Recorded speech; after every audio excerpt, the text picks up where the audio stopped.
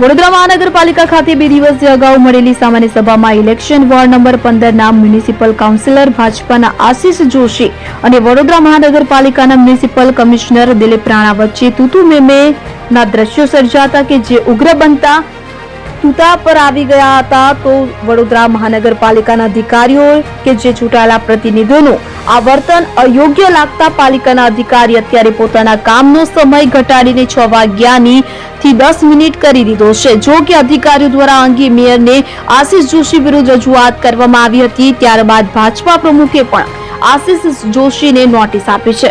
પરંતુ આજે કેટલાક અધિકારીઓ સાંજે 6 વાગ્યાને 10 મિનિટ સુધી પેન ડાઉન કરી હતી. જો કે પાલિકાના ડેપ્યુટી કમિશનરને કહ્યું હતું કે અધિકારીઓ સાથે બેઠક યોજી નિર્ણય લેવાશે.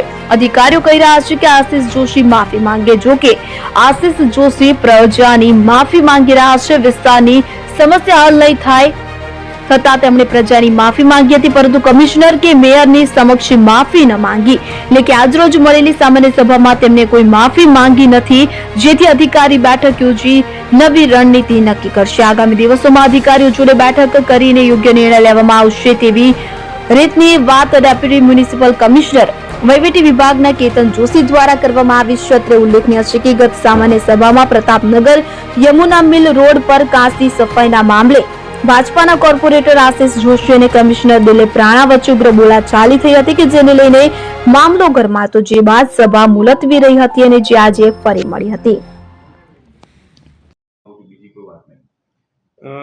આ બાબતે હાલ સામાન્ય સભા ચાલુ જ છે. સામાન્ય સભા પૂર્ણ થયા બાદ માનનીય કમિશનર સાહેબ આવે એમની જોડે પરામર્શ કરી અમે માનનીય મેયરશ્રીને પણ આ બાબતે અવગત કરેલા હતા. આ તમામ અધિકારીઓ અમે સામાન્ય રીતે રિસેસના સમયમાં સાથે બેસીને ચા પીતા હોય છે, ત્યારે આ ચર્ચાઓ થતી હોય છે.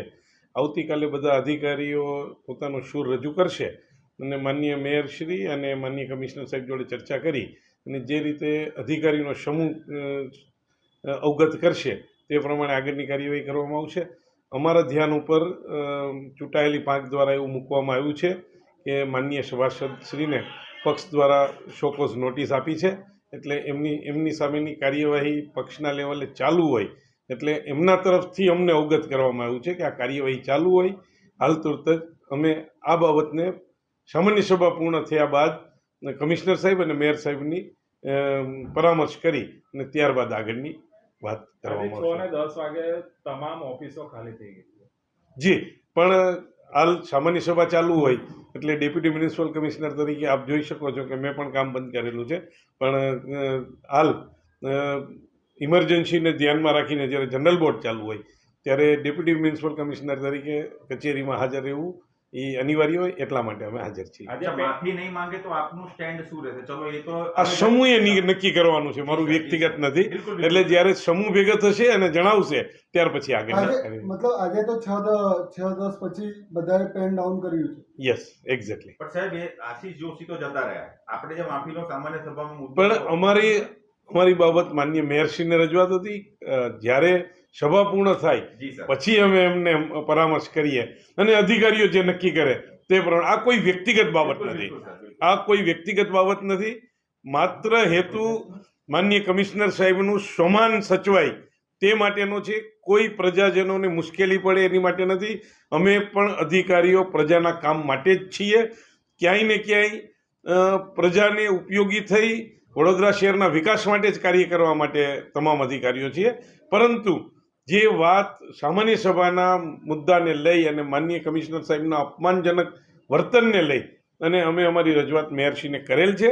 મેયરશ્રી જોડે પરામર્શ કરી અને અધિકારીઓ જ્યારે સમૂહમાં મળશે જે નિયત કરશે તે પરામર્શ કરીને આપને આગળ જણાવવામાં. કમિશનર સાહેબની બહાર તો ભાજપ આવ્યું છે. કમિશનર સાહેબ